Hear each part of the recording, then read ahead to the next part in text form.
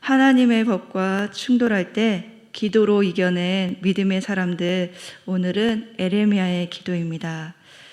코로나의 어려운 상황을 뚫고 예배 자리에 나오신 성도님들, 또 온라인 예배로 드리시는 모든 성도님들에게 하나님께서 만나주시고 또 은혜 주시고 큰 힘을 주시길 간절히 소망합니다. 저는 이제 4층에서 월요일부터 예배를 섬겼는데요. 여러분이 예배 자리에 이렇게 빠지지 않고 지켜주시는 것을 보면서 저도 힘을 얻었습니다. 이제 오늘과 내일 이틀 남았습니다. 여러분 잘하셨고요. 끝까지 승리하시는 저와 여러분 되시길 간절히 소망합니다. 복음성가 가사 중에 하나님께로 더 가까이 나갑니다 라는 찬양이 있습니다. 가사의 내용은 이렇습니다. 하나님께로 더 가까이 갑니다. 고통 가운데 계신 주님, 변함없는 주님의 크신 사랑, 영원히 주님만을 섬기리 라는 찬양 가사입니다. 찬양의 가사처럼 우리가 하나님께로 더 가까이 나갈수록 하나님께서는 우리의 고통을 외면하지 않으시고 우리와 함께 계십니다. 혹시 지금 고통 가운데 계신 분이 있으십니까? 하나님께서는 우리 고통 가운데 우리와 함께 계십니다. 그리고 변함없는 그분의 크신 사랑으로 우리를 사랑해 주십니다. 그런데 이 찬양은 한 걸음 더 나아가서 하나님의 고통도 함께 느끼게 하는 찬양의 가사입니다. 우리도 고통 가운데 있지만 하나님도 고통 가운데 계신다는 찬양입니다.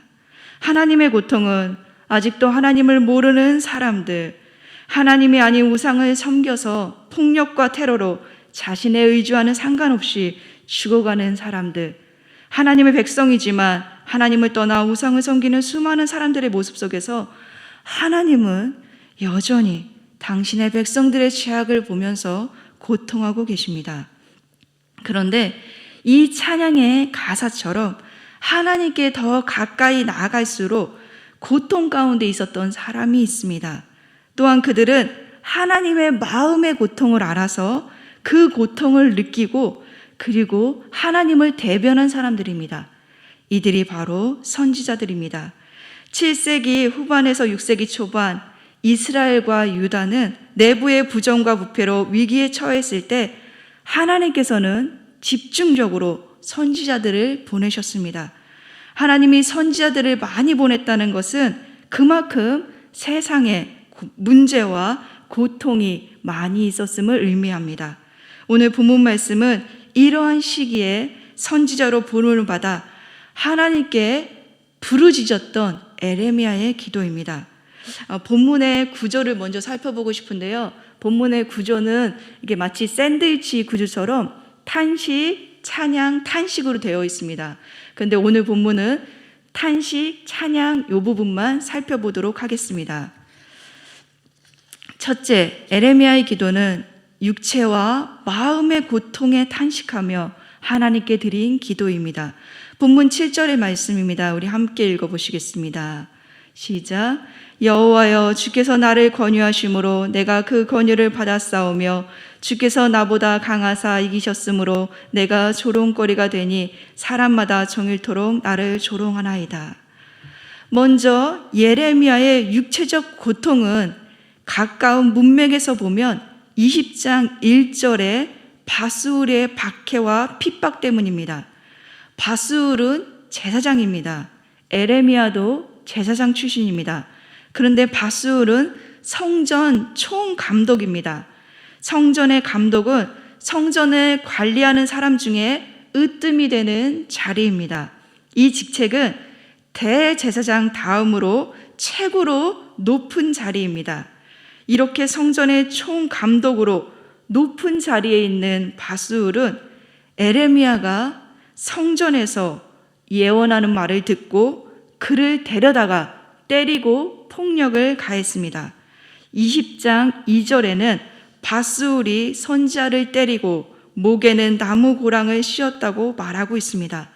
그 고통이 얼마나 두려웠던지 20장 3절에는 다음 날 여호와께서 바스를 마골 미사빔, 즉 사방으로 두려움이라고 말했습니다. 우리가 핍박자를 두려워하는 이유는 그들은 핍박할 만한 힘이나 권세를 가지고 있기 때문에 그렇습니다. 핍박자는 대부분 우리에게 중요하게 영향을 미칠 수 있는 힘을 가진 사람들입니다. 그들이 내쫓으면 내쫓아지고요. 그들이 때리고 법을 주장해서 그것에 올가미를 씌우면 올가미를 씌울 수밖에 없는, 지금 에레미야가 그런 입장에 있습니다. 성전의 가장 높은 대제사장 다음에 성전 감독의 바스울이 저 밑에 하천한 제사장, 같은 제사장 출신이지만 수준이 다른 거죠. 그래서 그를 데려다가 때리고 그 힘과 권세로 핍박했기 때문에 에레미야는 핍박을 당할 수밖에 없었습니다. 그런데 본문 7절에는요, 이런 육체적인 고통뿐만 아니라 마음의 고통이 에레미야에게 있다고 말하고 있습니다. 그는 하나님 말씀을 전했습니다. 그런데 육체적인 고통뿐만 아니라 사람마다 그를 조롱하는 정신적인 고통까지 뒤따라왔습니다. 사람들에게 하나님의 말씀을 전한다는 것은요, 두렵고 떨리는 일입니다. 그런데 에레미야는 하나님 말씀을 전했는데 온종일 놀릴감이 되어 조롱을 받습니다. 하나님의 말씀을 선포했지만 돌아오는 것이 조롱뿐인 현실 앞에 그는 탄식했습니다. 그런데 이러한 마음의 고통 앞에 그는 기도의 자세는요, 문제를 바라보고 사람을 원망하거나 자기 연민에 빠진 것이 아니라 하나님께 솔직히 기도로 아뢰었다는 것입니다. 여호와여, 주께서 나를 권유하심으로 내가 그 권유를 받았사오며 주께서 나보다 강하사 이기셨으므로 내가 선지자가 되었나이다. 에레미야 1장 5절에 보면 하나님께서 에레미야를 직접 찾아와서 불러주셨습니다. 그는 모태에 짓기 전에 하나님께서 예레미야를 알았고요. 그가 배에서 나오기 전에 하나님은 그를 성별해서 구별했습니다. 그래서 하나님께서는 에레미야를 여러 나라의 선지자로 세우셨습니다. 이렇게 하나님께서 예레미야를 찾아온 때는 요시야가 왕으로 다스린 지 13년 때였습니다. 그러나 에레미야는 예언자의 삶을 살고 싶지 않았습니다. 그래서 그는 자신은 아이라 말할 줄 못합니다 라고 그 선지자직을 거절했던 거죠. 그런데 하나님은 에레미야를 권유하셨습니다. 그 권유에 에레미야는 순종했습니다. 그런데 그 결과는 온종일 조롱을 받게 되었습니다. 에레미야를 조롱한다는 것은 에레미야를 보내신 하나님을 조롱하는 것이기에 그는 탄식할 수밖에 없었습니다. 근데 또한 그가 탄식하는 원인은 그가 전한 메시지의 내용 때문입니다. 본문 8절의 말씀입니다. 내가 말할 때마다 외치며 파멸과 멸망을 선포함으로 여호와의 말씀으로 말미암아 내가 종일토록 치욕과 모욕거리가 됨이니이다. 에레미야가 순종해서 전한 메시지는요, 파멸과 멸망입니다. 에레미야 1장 10절에 보면 보라, 내가 오늘 너를 여러 나라, 여러 왕국에 세워 내가 그들을 뽑고 파괴하며 파멸하고 넘어뜨리며 건설하고 심게 하였느니라 하시니라 라고 말씀하고 있습니다. 그러니까 에레미야의 사명은요, 뽑고 파괴하고 파멸하며 넘어뜨리고 건설하고 심게 하는 것이었습니다.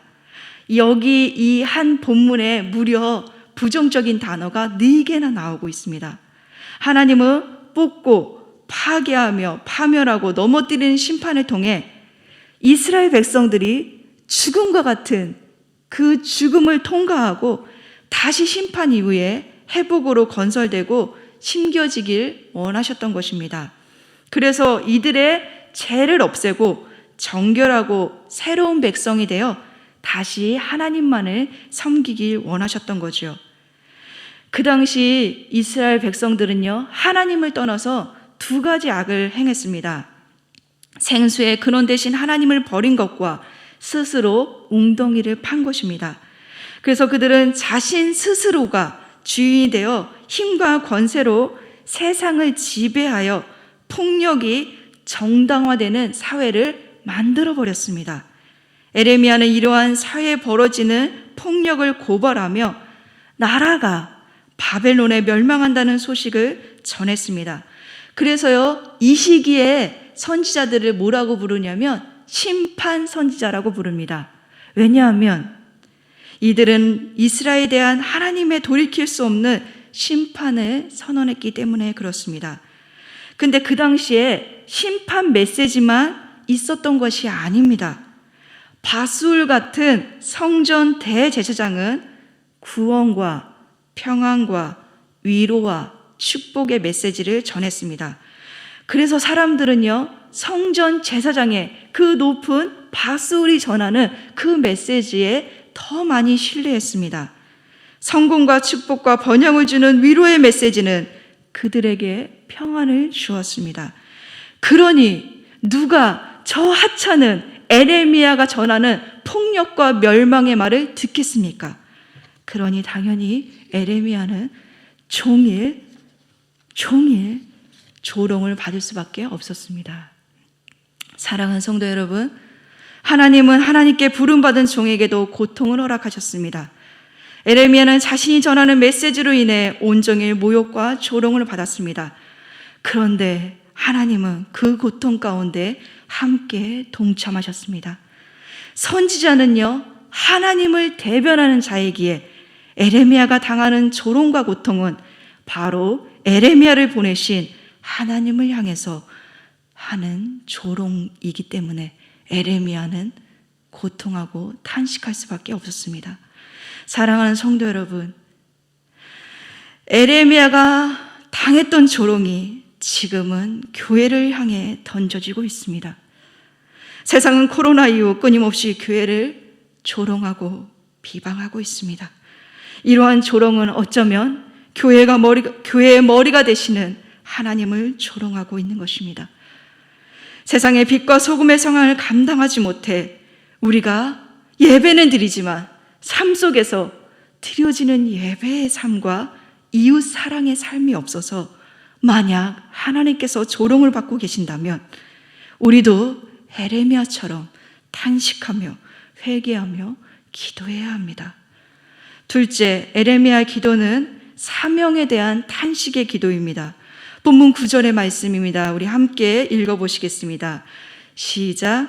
내가 다시는 여호와를 선포하지 아니하며 그의 이름을 말하지 아니하리라 하면 나의 마음이 불붙는 것 같아서 골수에 사무치니 답답하여 견딜 수가 없나이다. 에레미야는 사명을 감당하기가 너무 힘들었습니다. 유다가 멸망을 치닫고 있는 어두운 시대에 전달하고 싶지 않은 메시지를 전달하는 눈물의 선지자 에레미야.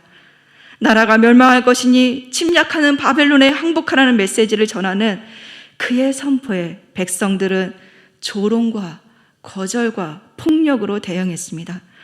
그래서 에레미야는 하나님께서 주시는 말씀을 잃어버리고 그분의 이름을 말하지 않으려고 사명을 포기하려고 했지만 허락되지 않았습니다. 그 이유는 하나님의 말씀을 기억하지 않고 선포하지 않으려고 하자 그 가슴에 있는 하나님의 말씀이 불타는 것 같아서 전하지 않고서는 견딜 수가 없었다고 지금 말하고 있습니다. 제약된 유다를 심판하기로 작정하신 하나님께서는 포로 생활을 피할 수 없다고 말씀하셨습니다. 그것 때문에 에레미야는 하나님과 갈등했습니다. 하나님, 왜 내가 이런 메시지를 전해야 합니까? 전달해야 되는 메시지와 갈등했습니다.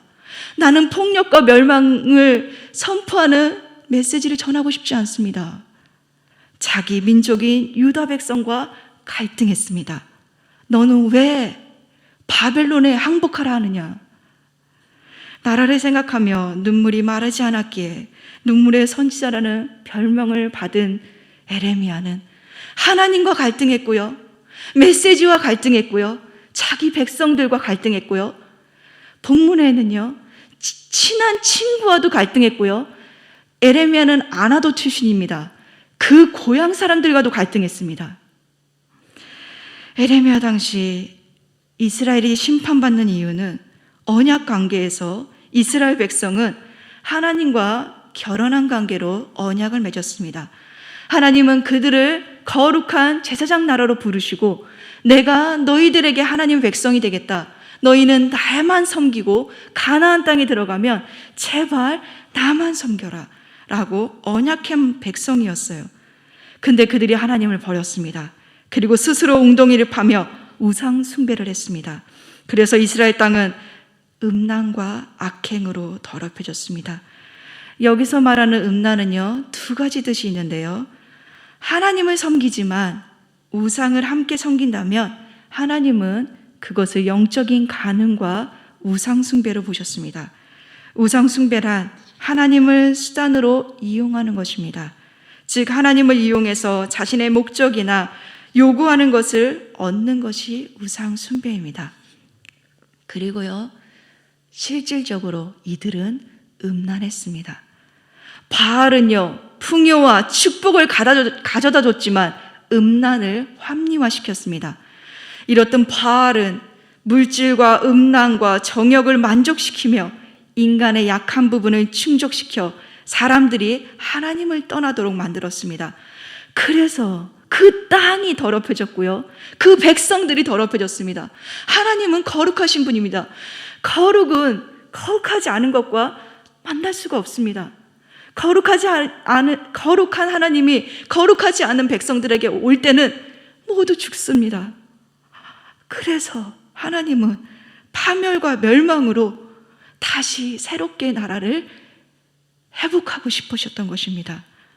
하나님께서는 에레미야 29장 11절에 여호와의 말씀이니라 너희를 향한 나의 생각을 내가 아나니 평안이 아니요 재앙이 아니니라 너희에게 미래와 희망을 주는 것이니라 말씀하시면서 가장 어두운 시기에 가장 아름다운 진주의 말씀을 하셨습니다. 그것이 바로 새 언약입니다. 에레미야 31장 31절에 여호와의 말씀이니라 보라 날이 이르리니 내가 이스라엘 집과 유다 집에 새 언약을 맺으리라고 말씀하셨습니다.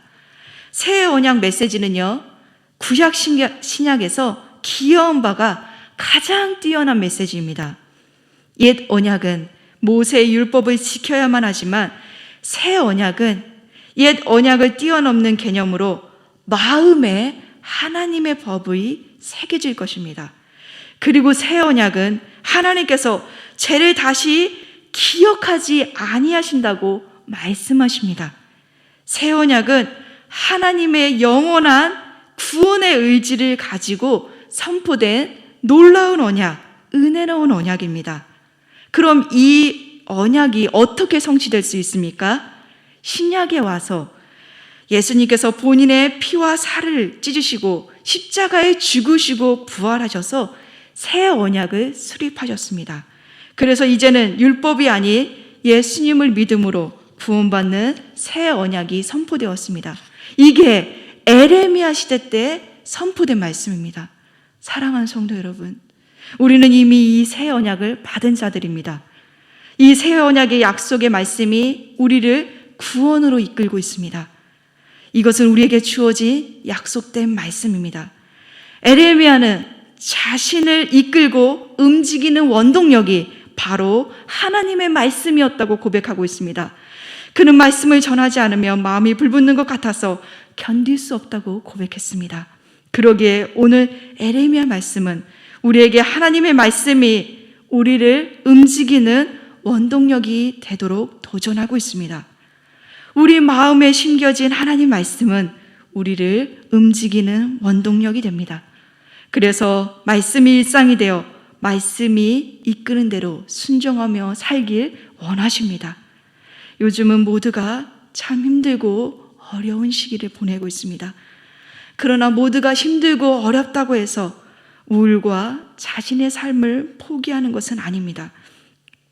누군가는 낙심되고 외로울 때 하나님의 말씀을 붙잡고 이겨내는 사람들이 있습니다. 에레미야가 그랬고 수많은 믿음의 조상들이 그랬습니다. 그들은 우리보다 더 많은 핍박과 환난 가운데 있었습니다. 근데 그들이 붙잡았던 건 하나님의 말씀이요, 예수 그리스도요, 하나님의 사랑이었습니다. 우리도 힘들고 어렵지만, 외롭지만 하나님 말씀 붙잡고 이겨내는 그 한 사람이 저와 여러분 되시길 간절히 소망합니다. 마지막으로 에레미야의 기도는 탄식에서 찬양으로 바뀌어진 기도입니다. 본문 12절과 13절의 말씀입니다. 우리 함께 읽어보겠습니다. 시작. 의인을 시험하사 그 패부와 심장을 보시는 만군의 여호와여, 나의 사정을 주께 아뢰었은즉 주께서 그들에게 보복하심을 나에게 보게 하옵소서. 여호와께 노래하라. 너희는 여호와를 찬양하라. 가난한 자의 생명을 행악자의 손에서 구원하셨음이라. 아멘. 에레미야는요, 자신의 억울한 사정을 의로우신 재판장이신 하나님께 호소했습니다.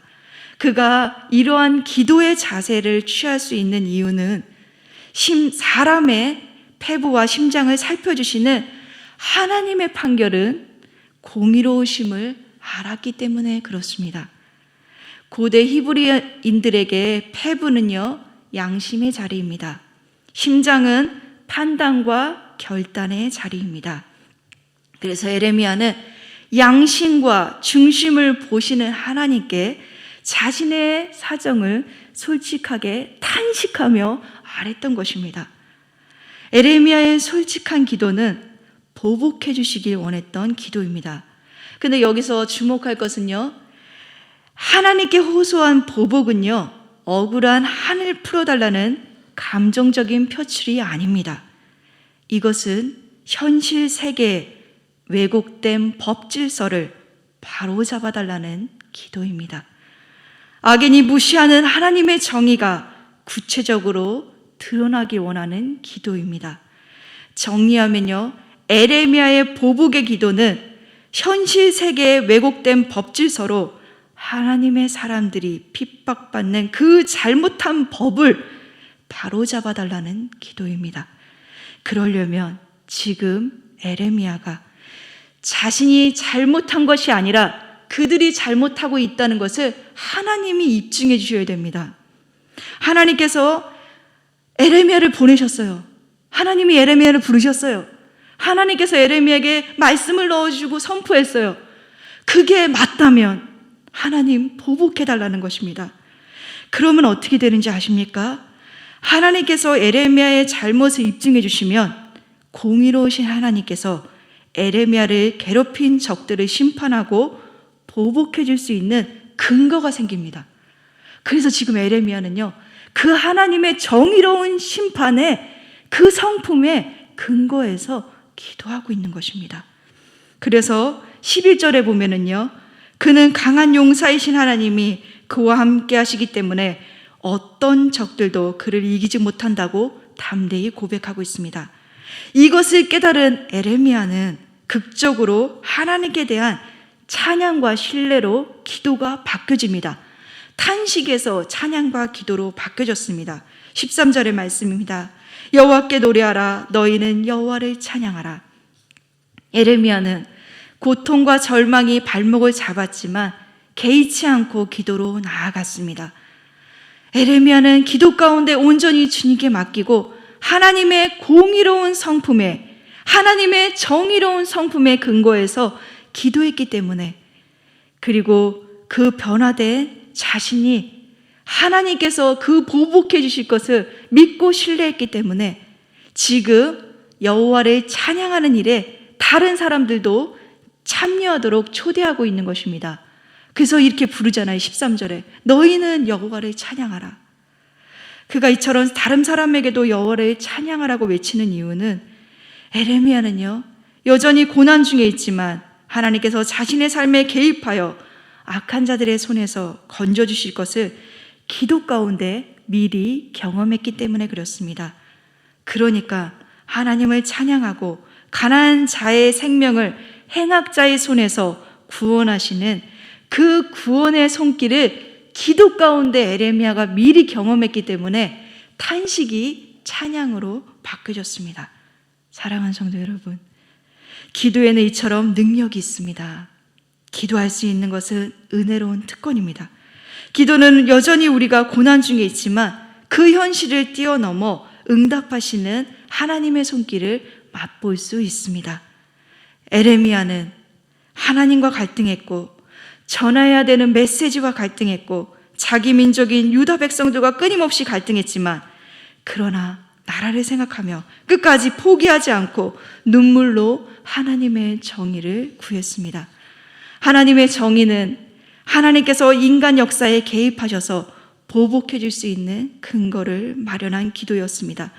그러기에 마침내 그의 기도는 구원의 하나님, 그리고 이것들을 바로잡아 주실 수 있는 그 능력의 하나님이 곧 행하실 것을 믿고 구원의 확신으로 이 기도를 마무리하고 있는 것입니다. 하나님의 법과 충돌할 때 기도는 우리로 승리할 수 있는 힘을 줍니다. 하나님의 법과 충돌할 때 기도는 우리로 이겨낼 힘을 줍니다. 왜냐하면 고통 가운데 하나님의 성품에 근거한 기도는 우리를 만나주시기 때문에 그렇습니다. 사랑하는 성도 여러분, 우리가 다시 한번 하나님의 그 성품을 의지하고 하나님의 그 성품을 제대로 알고 그 하나님의 정의로운 성품이 우리 가운데 이루어지기 위해서 함께 기도로 다시 일어났으면 좋겠습니다. 기도로 현실의 세계에 왜곡된 법 질서를 바로잡고 하나님의 정의에 호소하는 기도를 통해 하나님의 뜻이 이 나라와 열방 가운데 이루어지는 근거를 마련하는 저와 여러분이 되시길 간절히 소망합니다.